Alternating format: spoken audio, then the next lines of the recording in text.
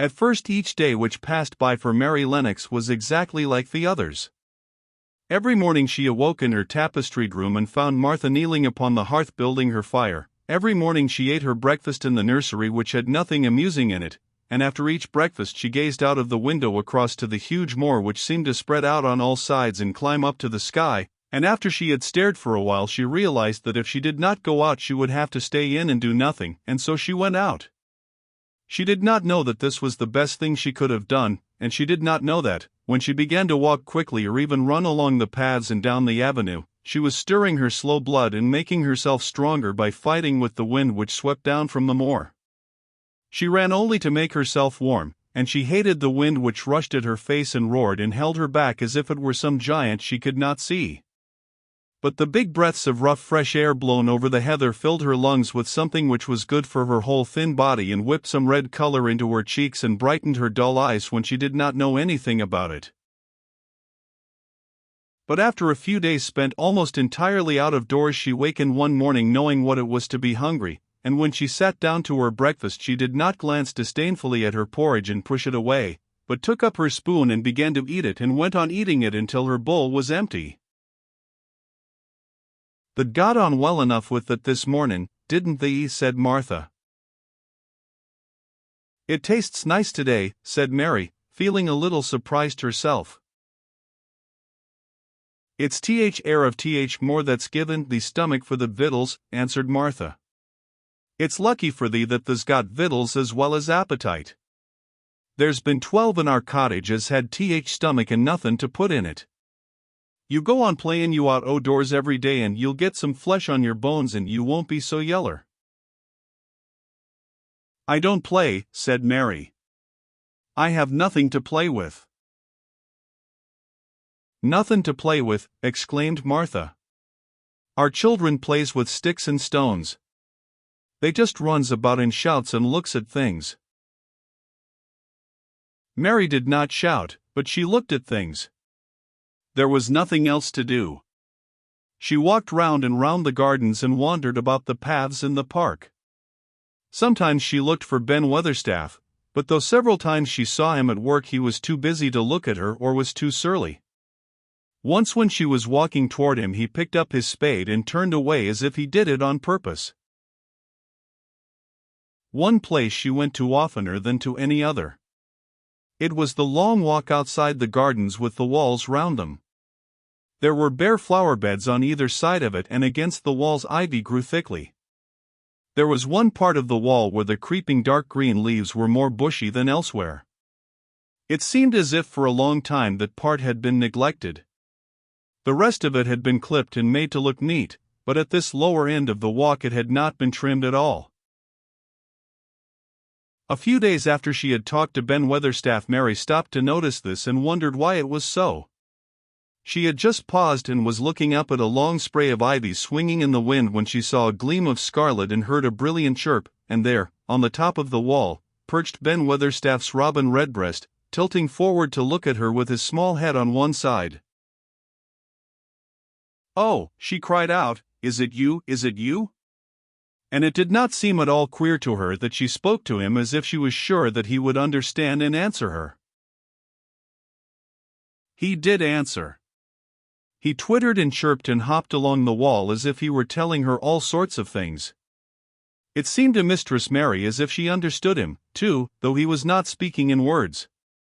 It was as if he said,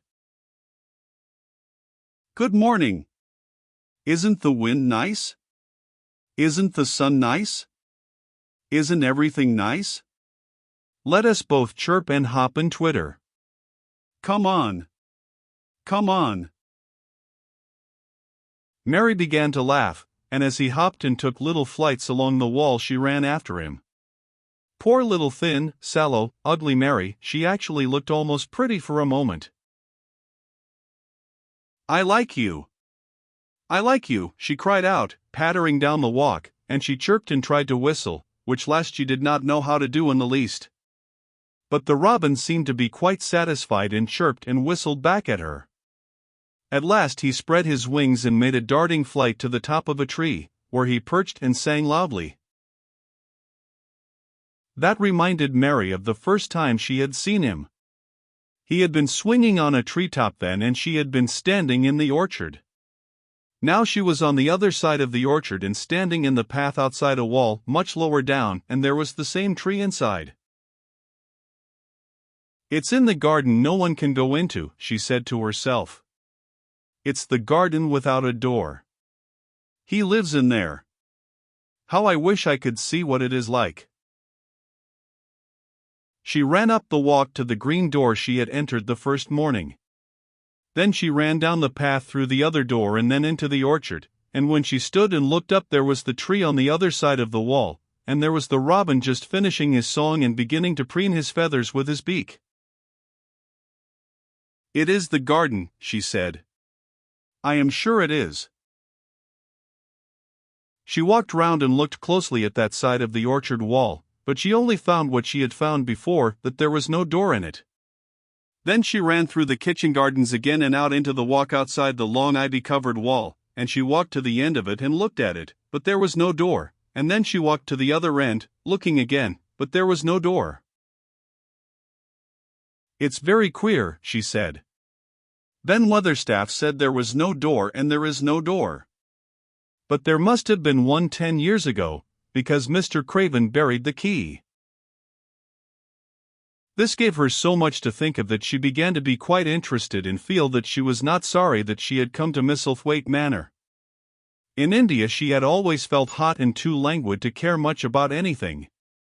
The fact was that the fresh wind from the moor had begun to blow the cobwebs out of her young brain and to waken her up a little. She stayed out of doors nearly all day, and when she sat down to her supper at night she felt hungry and drowsy and comfortable. She did not feel cross when Martha chattered away. She felt as if she rather liked to hear her, and at last she thought she would ask her a question. She asked it after she had finished her supper and had sat down on the hearthrug before the fire. "Why did Mr. Craven hate the garden?" she said. She had made Martha stay with her, and Martha had not objected at all. She was very young, and used to a crowded cottage full of brothers and sisters, and she found it dull in the great servants' hall downstairs where the footmen and upper housemaids made fun of her Yorkshire speech and looked upon her as a common little thing, and sat and whispered among themselves. Martha liked to talk, and the strange child who had lived in India, and been waited upon by blacks, was novelty enough to attract her. She sat down on the hearth herself without waiting to be asked. "Art the thinkin' about that garden yet?" she said. "I knew the wood. That was just the way with me when I first heard about it." "Why did he hate it?" Mary persisted. Martha tucked her feet under her and made herself quite comfortable. "Listen to Th. wind wutherin' round the house," she said. "You could bear stand up on the moor if you was out on it tonight." Mary did not know what wutherin' meant until she listened, and then she understood. It must mean that hollow shuddering sort of roar which rushed round and round the house as if the giant no one could see were buffeting it and beating at the walls and windows to try to break in. But one knew he could not get in, and somehow it made one feel very safe and warm inside a room with a red coal fire. "But why did he hate it so?" she asked, after she had listened. She intended to know if Martha did. Then Martha gave up her store of knowledge. "Mind," she said, "Mrs. Medlock said it's not to be talked about. There's lots o' things in this place that's not to be talked over. That's Mr. Craven's orders. His troubles are none servant's business, he says. But for Th. Garden he wouldn't be like he is. It was Mrs. Craven's garden that she had made when first they were married, and she just loved it, and they used to tend the flowers themselves. And none o' Th. gardeners was ever let to go in. Him and her used to go in and shut Th. door and stay there hours and hours, readin' and talkin'. And she was just a bit of a girl, and there was an old tree with a branch bent like a seed on it. And she made roses grow over it, and she used to sit there. But one day when she was sittin' there, branch broken, she fell on ground and was hurt so bad that next day she died. Doctors thought he'd go out o' his mind and die, too. That's why he hates it. No one's never gone in since, and he won't let anyone talk about it. Mary did not ask any more questions. She looked at the red fire and listened to the wind wutherin'. It seemed to be wutherin' louder than ever. At that moment a very good thing was happening to her. For good things had happened to her, in fact, since she came to Misselthwaite Manor. She had felt as if she had understood a robin and that he had understood her. She had run in the wind until her blood had grown warm. She had been healthily hungry for the first time in her life, and she had found out what it was to be sorry for someone. She was getting on. But as she was listening to the wind, she began to listen to something else. She did not know what it was, because at first she could scarcely distinguish it from the wind itself. It was a curious sound. It seemed almost as if a child were crying somewhere. Sometimes the wind sounded rather like a child crying, but presently Mistress Mary felt quite sure that this sound was inside the house, not outside it. It was far away, but it was inside. She turned round and looked at Martha. "Do you hear anyone crying?" she said. Martha suddenly looked confused. "No," she answered. "It's wind. Sometimes it sounds like as if someone was lost on Moor and Wayland. It's got all sorts o' sounds." "But listen," said Mary. "It's in the house, down one of those long corridors." And at that very moment a door must have been opened somewhere downstairs, for a great rushing draught blew along the passage and the door of the room they sat in was blown open with a crash, and as they both jumped to their feet the light was blown out and the crying sound was swept down the far corridor so that it was to be heard more plainly than ever. "There," said Mary.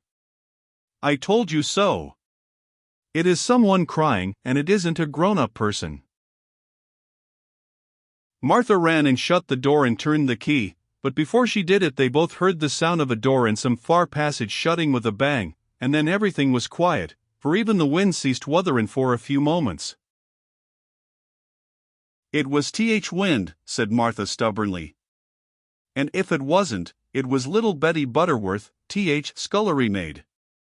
She's had toothache all day." But something troubled and awkward in her manner made Mistress Mary stare very hard at her. She did not believe she was speaking the truth.